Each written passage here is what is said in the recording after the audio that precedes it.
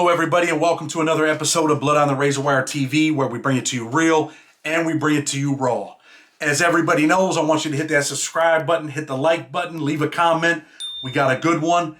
And I want people to know that I bring both sides, man. We bring, correctional officers on here, guards, cops. Today we got a federal agent, we'll just say a federal drug agent on the show. And pretty much I'm going to let him introduce himself and tell us a little bit about him. So, Mike, man, tell the people who you are. I know you don't have to name your agency, but tell them who you are and what you do, man. Hello, everybody. My name is Mike. I'm a almost 50-year-old federal agent. I enforce drug laws amongst many other laws. Chad and I have been talking prior to me coming onto the show, and just I guess we kind of wanted to chop it up because of the different views that I have on the criminal justice system and life in general as being an African American male and working in the field of law enforcement. I've been in the field of law enforcement since the age of 17 when I joined the military as a cop in the military. Then I transitioned from the military into the federal law enforcement. You worked at a federal prison too, right? Yes, I did. At an FCI in Texas. I'll just keep it pretty general as far as that goes. Okay. What was it like working at that prison? It was strange for me because I was one of few African American guards in there, and our inmate population was pretty Hispanic heavy. And coming in there, and I had a little bit of familiarization with the Spanish language, but I use that to my advantage because, of course, the inmates don't know me and I don't know them. But they would, I'll be walking the compound, walking my housing unit, and initially they would speak freely in Spanish around me, but then they started to understand, they starting to figure out that, hey, this black cop he doesn't really seem uneasy around us when we're speaking. And then one day one of them asked me, "You understand Spanish, huh?" And I said, "Well, I never told you that I didn't understand it." So they start figuring out. They would see me walking up if they were having, gatherings or groupings or whatever. They would see me walking up and they start making a noise. Like, telling them to be quiet and not talk around me because I didn't seem uneasy, when I was approaching their groups like the other guards did. Was there violence down there? I know there's a lot of violence in prisons, federal prisons in Texas. Yeah, we had the largest Hispanic inmate population was Pisces. We had, I would say, probably I'd say about 90 to 95% of the inmate population was Hispanic due to our location. The white inmates was a small percentage, and the African American inmates was even smaller. And we had a pretty significant grouping of Native Americans as well. But I'd say it was probably maybe 12 African American inmates while I was working there. Do you ever see anybody get stabbed over there when you were working there? Yeah, I saw so I know for one, the Border Brothers couldn't walk our yard due to we had a big population of Barrio Azteca gang members and the Pisces, and so them two they didn't really get along so much, and we didn't have very much Serenos in our yard either. But I saw the Pisces. They got on one of their guys for one day. I don't know what his violation was, but we did controlled movements at the FCI that I worked at, and they got on one of their guys during one of the movements. Never seen anybody get killed over there, did you? No, not killed. I saw a Native American inmate get laid out one day. He got hit with a lock in the sock and laid his head open, man. That was the first time we ever seen it. I'd heard about it, but it made a pretty big mess. Lock in a sock. We're doing a video tomorrow on prison weapons, man. But a lock in a sock, I'd rather get stabbed than hit with a lock in the sock. I'm just keeping it real, man. Yeah, because it's vicious. It was pretty nasty. That was worse than stabbing I saw. So check this out. You transition now. You go from being a federal guard, cop, correctional officer, whatever people want to call you, and you get into one of the agencies, right? And we're not going to say specifically what agency it is, but you're involved in a lot of major drug busts, correct? Correct. What is one of the biggest drug busts that you've been involved in, if you can talk about it? About 3 years ago, in the metropolitan that I work in, we wound up doing a drug bust. Initially, the deal was set up to do a smaller amount, and we wound up, at the end of the day, we wound up seizing like 200 almost 300 pounds of methamphetamine. We have about 6 kilos of fentanyl and some firearms. So, and on a plea deal, that guy went away he took a plea deal for 10 years. So he was looking at a 20-year sentence. So he got 10 years for 300 kilos of methamphetamine? So the reason why, because the place where I work is not a big. They don't do a lot of. They don't move a lot of street products per se. It's the city I work in is more of a stopover area. The stuff gets here, and then it gets moved on to other parts of the United States. So the large shipments come here, but they don't stay here very long. And luckily, we were able to hit one of the larger bulk shipments on its way to its destination. So I want to ask you this. I mean, that's outrageous. I think that's, dude only got 10 years and I got 40 years for 3 kilos of cocaine and I ended up with 40 years, right? And this guy's got 300 kilos and he ends up with 10 years. Not saying I don't want, I think that in our criminal justice system there has to be punishment. And I think that it's overly excessive. But I'm shocked that the dude only got 10 years. But so let me ask you this, right? When you get these guys in there, man, how many of them want to start telling right away? Keep it real. Well, as from serving time in the feds, I would say a lot of most people are willing to talk. They won't necessarily tell on someone else, but they'll fall on the sword per se and cop to everything because they know we're gonna continue to dig and try and build out the network. So they'll to basically to try and shut us down, they'll just fall on the sword and cop to everything they did just to because they know as well as once the feds come in your face, we pretty much got the case in a nice package already. So our stuff's pretty tight by the time we're looking at charging you. Do you ever have to act in an undercover capacity? No, I do not. I handle. I'm involved with a lot of the tactical side of stuff. Not so much the undercover stuff. I've been told by too many people I'm too much like a square, so I wouldn't make a good undercover guy. Okay. It's all good, man. It is what it is, right? Yeah. Being that you're African American, I want to ask you this. You ever bust any black dudes coming across the border or anybody down there doing big things? Yeah, I have. Just in general, just in all of my experience, because I worked for a few agencies already. Um, I have, and I had one guy, and sad to say, he got caught moving. It was a small amount. It was a small amount of hard stuff that we caught him with, but the fact was his criminal history was going to jam him up. He had recently gotten out of state DOC, and then we wound up catching him doing something, brokering just a smaller level deal, considering what the amount of quantities that we deal with. We caught him dealing what we considered a small amount, and yeah, he was gonna get the book thrown at him. He had just done, I think it was 4 to 6 years in state DOC, and what we jammed him up with, and I let him call his mom and stuff, because I'm not heartless, so I let him call his mother while we were sitting in the interview room, and this dude broke down like a 5-year-old, man, and just cried. I felt kind of bad, but I got a job to do, so. I understand that.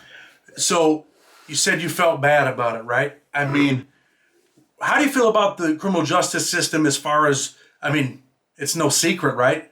It's African Americans are disproportionately sentenced in federal court, even in state courts, right? And being that you're a black father, a black husband, and I don't mean that in any type of racial way, but how does it feel when you take this, I don't know how old this dude was, but he just done some time, probably got kids, and this guy's probably looking at 20 or 30 years, man. Yeah. Do you ever feel like, man, I wish I could help this dude out? Yeah, but I guess the way you're looking to help this dude out would be, as a lot of people talk a lot of people talk when they're sitting on the other side of the table from somebody with a badge on. So the only way that we could help him at that point is, if we could provide some information, to let us, continue on with the case. Because in the big scheme of things, he was a small fry, you know what I mean? And then dealing with my own personal life, as you and I had talked, prior to me agreeing to do this interview with you, I lost a sibling back in the late '90s to a murder. My brother was involved in the gang. He was in the streets, as we say. Out there dealing. He was dealing crack cocaine, and he finally got tired of getting harassed, by the local authorities. Because I mean, everybody knew what he was out in the street doing. He was one of the flashy guys, all the gold jewelry on, and always throwing money around. So people knew, he was pretty big in the game. But he just got tired of being messed with by the cops. So he finally decided to tell his counterparts that he was stepping away from it. You know what I mean? But you know as well as I do, once you're in it, you know too much, you can bring too many other people down. So he wound up losing his life after wanting to change his life. Do you think your brother being killed made you take a different direction as far as law enforcement? Like, look, I want to do the right thing with my life. I knew from an early age kind of what I wanted to do. I knew I wanted to get into the field, not necessarily investigations or interdictions or whatever, but I knew I wanted to work in the law enforcement capacity. And it was kind of sad because the last time he and I had communication, um, he told me I was a sellout. I was going to go work for the white man.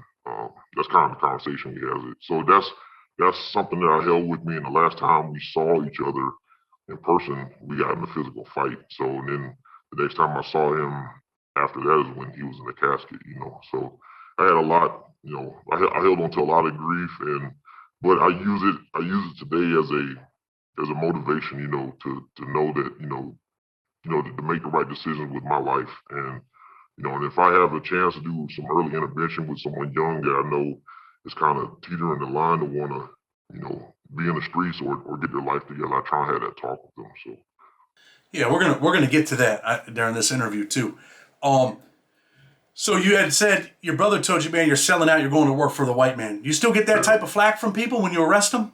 No, not so much because I don't try and disparage or talk down to people when I have to deal with them. In my work capacity, I always put it to them. This is your profession, and this is my profession. I don't take anything personally. You made the choices for whatever reason that you had. Because just like with my family, we weren't rich, but we were just below the middle class line, so we didn't really struggle or want for anything. But that was a choice that my brother made. We all had the same opportunities, but I chose to do one thing and he chose to do something else. So, like I said, it's something. I know you talk about. Like when guys get locked up, it's not the guard's job to do the punishment because the court system did that. That's not what I'm there for. I'm not there to punish. I'm there just to do my job and put the facts together and present the facts to the attorneys for them to do their job in the courtroom. So when you ever had a big shot? A big drug dealer, not just a mule, not just someone transporting Right. over the border. You ever had a major dude get arrested and you're in the interview room with him? Um, no, I think some of the stuff I'm working on right now, I may get that opportunity here, in not too far future, but I haven't personally. So you get a lot of mules. Yeah, yeah, a lot of. I probably hit. I probably picked up a couple mid level guys, but no, I haven't gotten anybody to the class of El Chapo or anything like that. I don't know if I really want to, because with the limelight that comes with that. So Yeah. But your mid-level guys are guys that are moving hundreds of kilos. These aren't yeah, street mid-level guys. These are major right, players. Even though they're right, mid-level, they're major players. And right, even mules, right? And I always felt that way when I was in federal prison. I'd meet and I got a lady right now that I'm doing a case for. She got 14 years, man. She was a mule, man. They're giving her yeah, $200 a kilo, and she was broke. And they pretty much told her, "Hey, look, you need to take care of your bills." And her yeah, son was in the hospital, and they pretty much manipulated her, honestly. And she got yeah, 14 years, and she was a nobody. yeah, And I'm against that type of stuff. I don't yeah. believe that some 60-year-old Mexican lady that drove some kilos over the border shouldn't end up with 20 or 30 years, man. I have, I don't know, I got some opinion on that. I think that as an investigator, so you can take that same mid-level person, and you don't have to necessarily, you can indict them. Once you have your facts, you got everything together, you can put it in your back pocket and continue to work the case. And then, if you continue to do the work further down the line, you'll see that this person is low level, and then because most likely you'll be able to eventually identify the higher level people. So the reasons that, as you know, the reason that the prosecutors do that is to try and lean on the low level people to get them to point the finger or testify against somebody else. So that's we had you brought up earlier before I just want to bring it up before I forgot about it. you said like you got 40 years and you had a small quantity amount of drugs on you. And the reason why it is also if you look around the country, different federal districts deal with um, the repetition and the amount of narcotics and stuff that they come across. Like I was saying, like how where I work at is a distribution hub, pretty much. So they see like a lot of meth, like 200-300 pounds of meth here is not like that same person would get caught with that amount of weight, say in Iowa. Yeah, they're gonna bury him. They're gonna build a prison on top of that person, versus down here we see it so frequently. You know what I mean? Yeah. Yeah, well, there's still like my best friend. I did an interview with him. Dude, he got life for marijuana down there out of Texas. You know what I mean? Yeah. So, I mean, Some really, states are heavier than others, man. Like I said, you go to different districts, they're gonna hit you a little harder. so let me ask you this. What do you think about our criminal justice system? Being that you're on that side, you think it's fair? I don't like looking at your situation, the amount of stuff they got caught with, and they, as you and I had talked about how they use the gun charges and stuff. I understand its intent, and I think that people should have to atone to their crimes, but I think things should be relative to the offense that they made. That's my personal opinion, and like I said, I just put the facts together. I have no input on what kind of prison time the person gets hit with. I just do my job, and then that's for the courts. But it's I personally I don't think it's right. So let's go back a minute, right? Let's talk about the black dude that you had arrested. Do you know how much time he ended up with? I didn't follow it with it, man. This we're so busy out where I work at. You know what I mean? Like unless but I have had people that I've sent away to prison after they've gone and done their time. They reach back out to me. Hey, thank you for treat me with some dignity. You know what I mean? So I can still do my job and not be so a hole to people. You know what I mean? So Let me tell you something. Being that you said that, right? This morning, I got a home improvement company, and I got a salesman that's I just hooked up with, and I go on the job today to pick up a check from him, and there's a dude there working with him, and I'm like, I know this dude. And we get around to, this dude was the captain in our county jail. He's now doing siding. He retired from there. And you know what? The dude had always been respectful to me and everything. And I said the same thing to him today. And if you would have said that to me yesterday, I would have been like, dudes are reaching out to you. But today, when I seen the dude, I say, hey, man, I did a lot of bad stuff even in our county jail. I was young. I was facing a life sentence. I was down there fighting all the time. And, the dude he was the captain. And when he came, he was always respectful to me, man, didn't hammer me. And, I thought the dude was, pretty much an all right dude. And it's crazy that I ran into him today. So I feel what you're saying, man. It's crazy that you said that. And today I'm like, been in a situation like that. when I was working at the FCI, I told you about, I had started taking some classes at one of the community colleges there. I was working midnights and I gotten off, and like a dummy, I shouldn't have. I went to school in my BOP uniform. I just changed my shirt, but a guy that was there, he was doing something with the vending machines or whatever. And he looked over and he was like across the common area. Hey, CO, he's yelling out, and of course I keep looking straight ahead. You know what I mean? I'm like, I didn't even give him attention. He walked up and like touched my shoulder. I heard him coming. I heard him call me out. You know what I mean? So I was expecting him. I didn't turn around like ready to fight or nothing. Hey, ACO, he said, hey, sorry to approach you like this, and he was like, hey, I did my time. I'm out. I'm doing good. Thank you for treating me like a human being when you were in.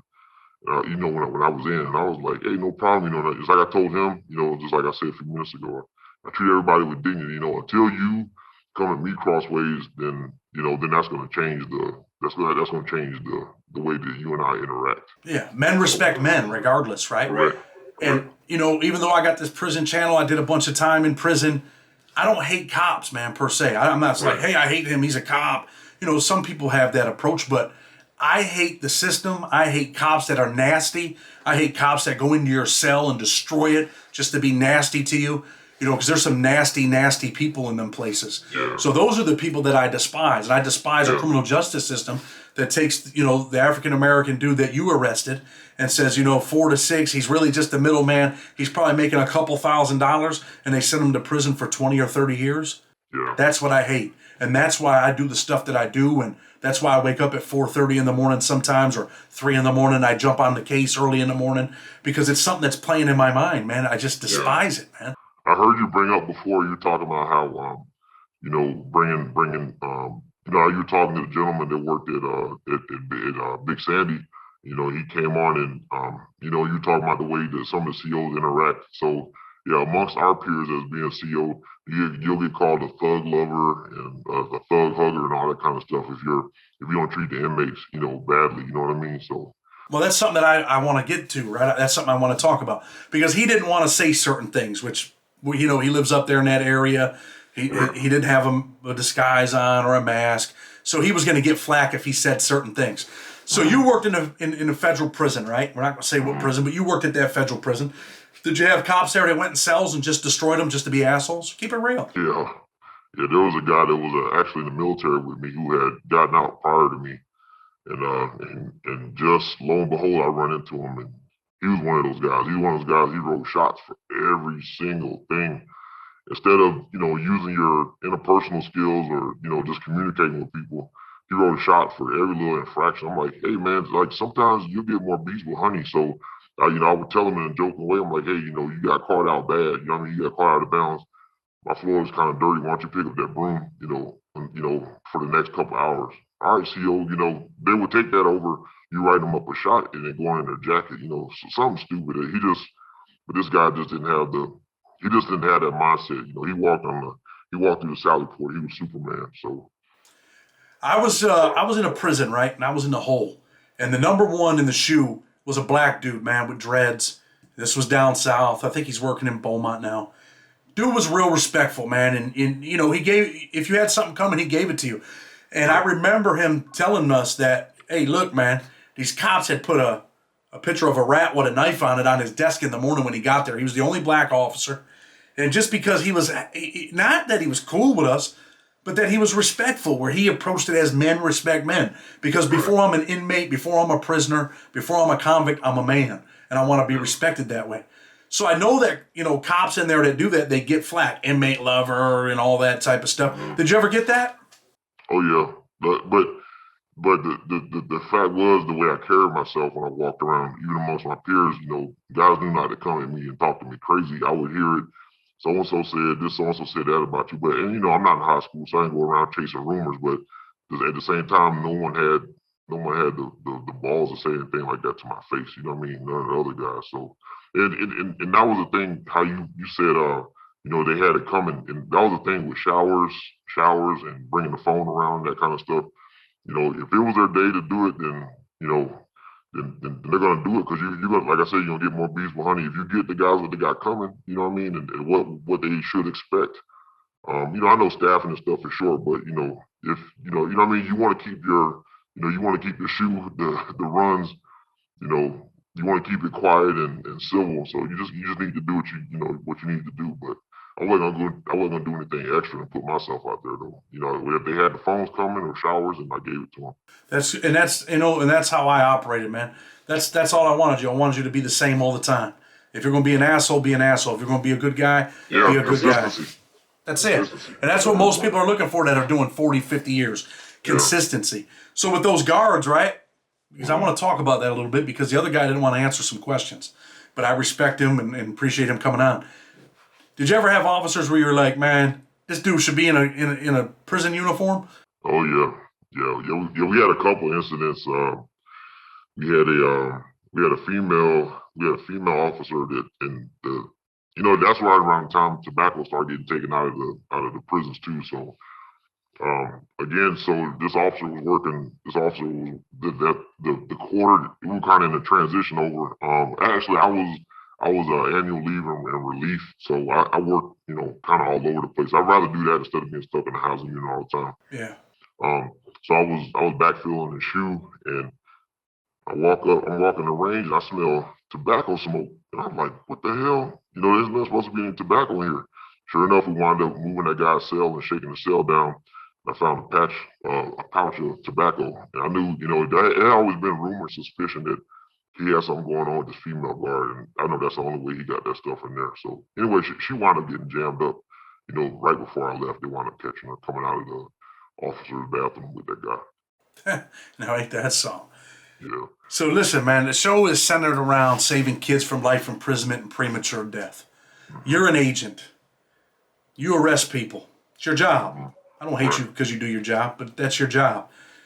So law enforcement doesn't discriminate, right? So you get an 18-year-old kid, he's got 10 kilos, he's going to jail, right?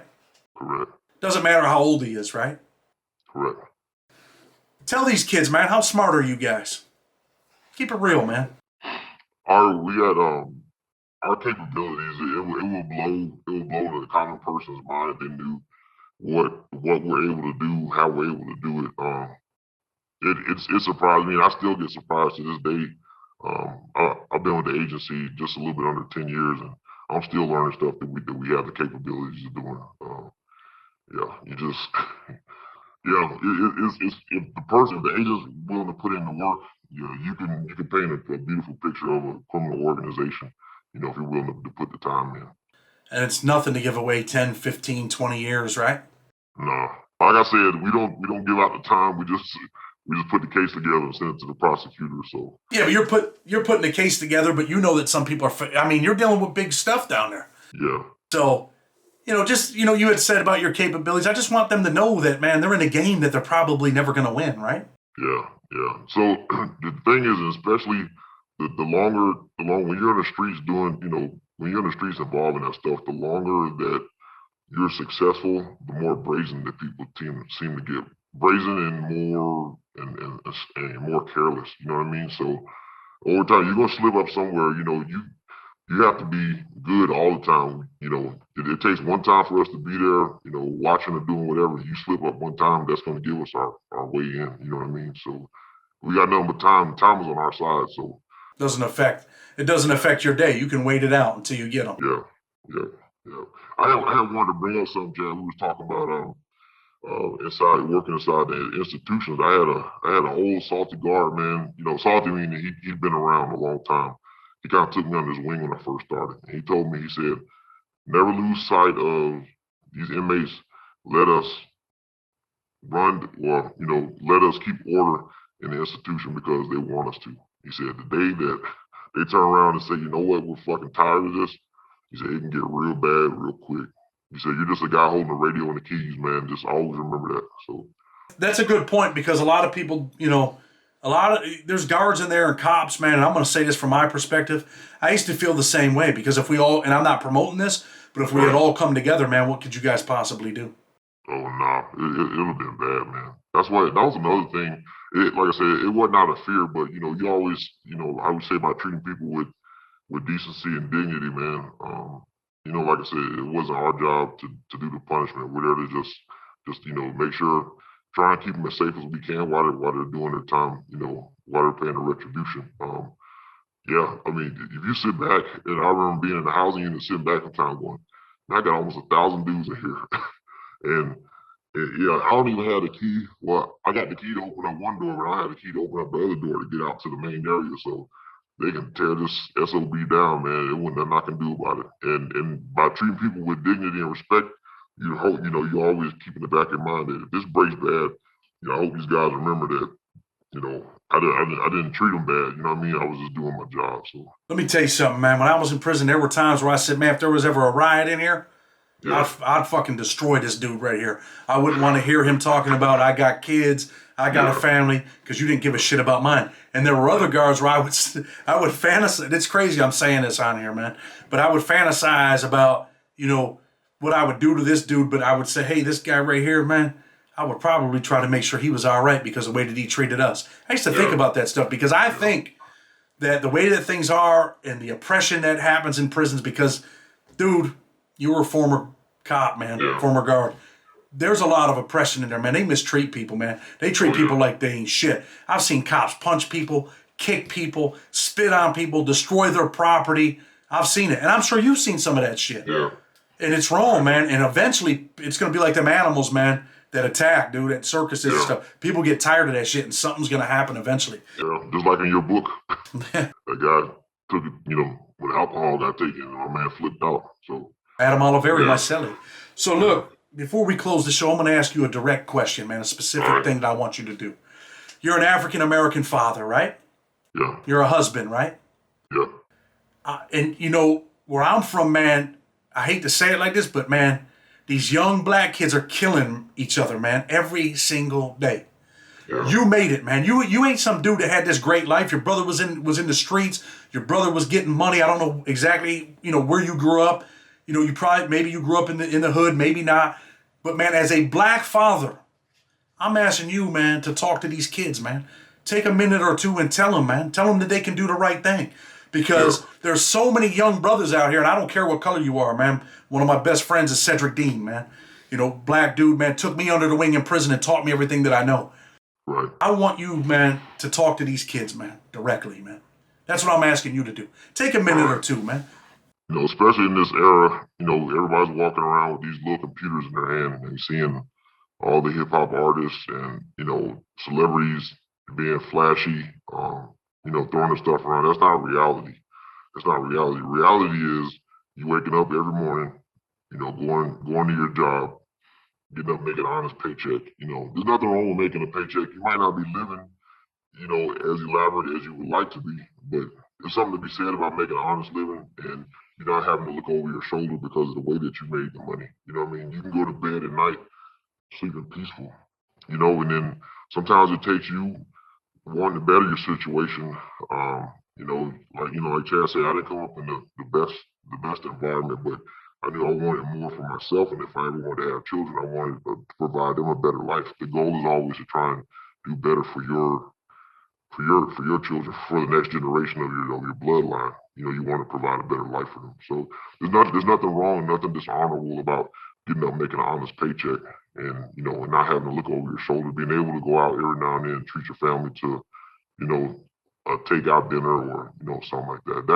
That's really living. That's really succeeding. When you do that life that the young people are chasing, that's not reality.